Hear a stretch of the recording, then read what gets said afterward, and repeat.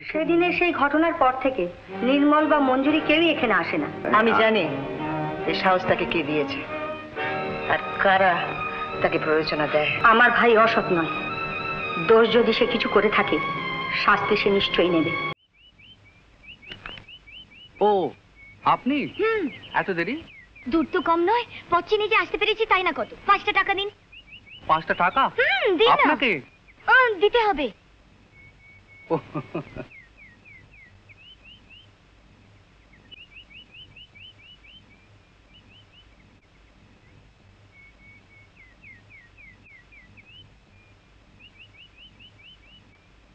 বাবা বাঁচা গেল। হাঁটতে হাঁটতে চটি ছিঁড়ে তারপর রিকশায়, তবে এখানে। কি ভাবছেন আমার জন্য আপনার অনেক টাকা নষ্ট হচ্ছে, তাই না? ভাববেন না, একদিন আমি স্টেটে মালিক হব, সেদিন সব আপনাকে দিয়ে দেবো। সেই ভরসাতেই তো আছি। আপনি যেদিন আপনার মালিক হবেন সেদিন আমার সব প্রাপ্য পাওয়া হয়ে যাবে। এমনকি লোভে পড়ে পাওনার বেশি ঠকিয়েও নিতে পারি। আর যদি না পারে? না পারলে পালাতে হবে।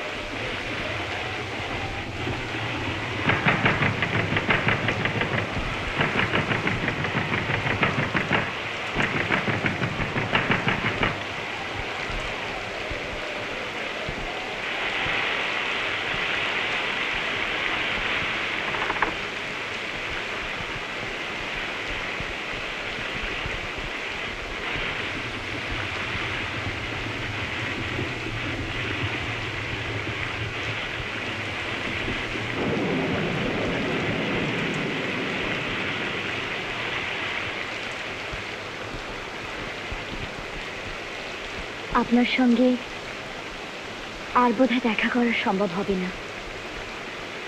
কেন? বাড়িতে নিশ্চয়ই শোরগোল পড়ে গেছে। এরপর আর কি বাইরে বেরোনো সম্ভব হবে? জানেন তো আমার মা। হ্যাঁ, সত্যি ভারী অন্যায় হয়ে গেছে। আমাদের কিছু করবার নেই, এটাও তো বুঝতে পারছেন। থামছে না। আপনি কিছু ভাববেন না, আপনার সমস্ত দোষ আমি মাথা পেতে নেব।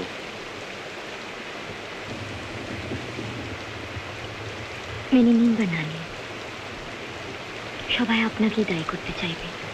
তা চাইলো, তাতে হয়েছে কি? এতদিন নিজের সুনাম দুর্নাম নিজেই কুড়িয়েছি। আর যদি আপনার দোষের দায় আমাকে বইতেই হয়, তাহলে আমার একটা আত্মপ্রসাদ হবে এই ভেবে যে এ জীবনে পরের কিছু দায় আমি বয়েছি।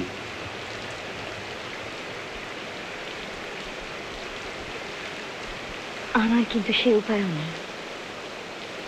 পরের দায় তো দূরের কথা, নিজের মনের ভার বইবার স্বাধীনতাও নেই।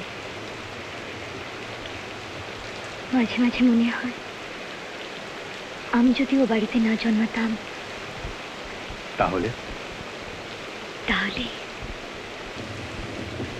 তাহলে অন্তত নীতি আর অনুশাসনের বাইরে যে জীবনটা আছে সেটাকে অনুভব করতে পারতাম।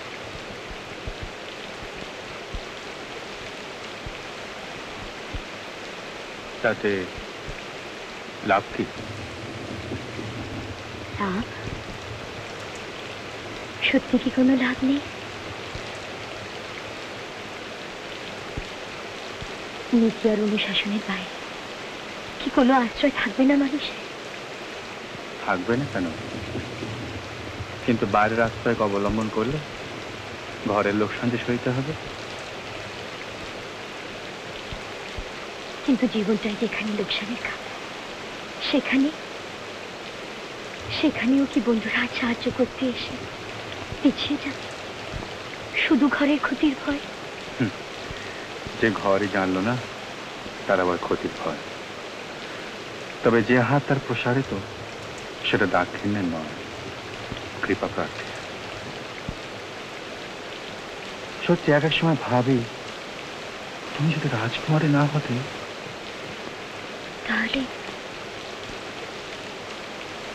তাহলে আমি অসংকোচে বলতে পারতাম যে তুমি তুমি আমার। তাতে দ্বিধা কিসে? দ্বিধা নয়, সংশয়। যাকে আপনার করে চাইবো সে চাওয়া যে অনেক স্পর্ধিত।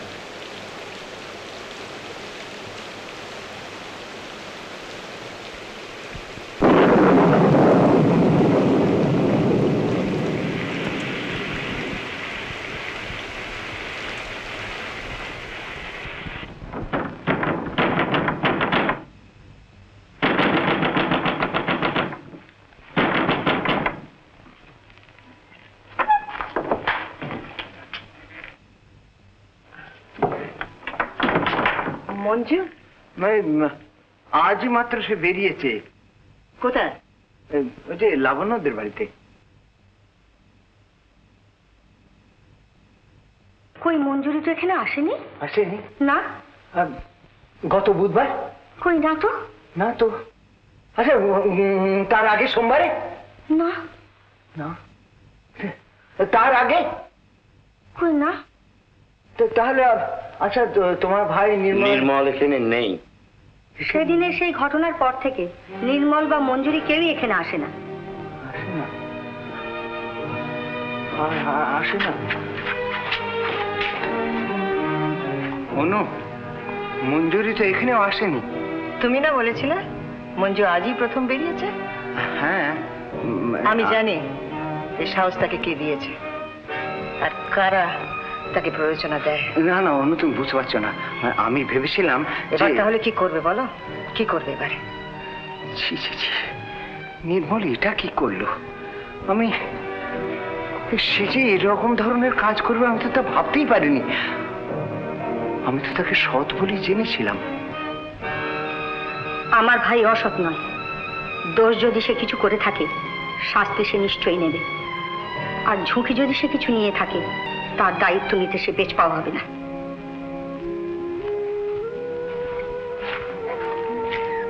মঞ্জু এটা কি করলো? কি করলো মঞ্জু? মঞ্জু এটা কি করলো?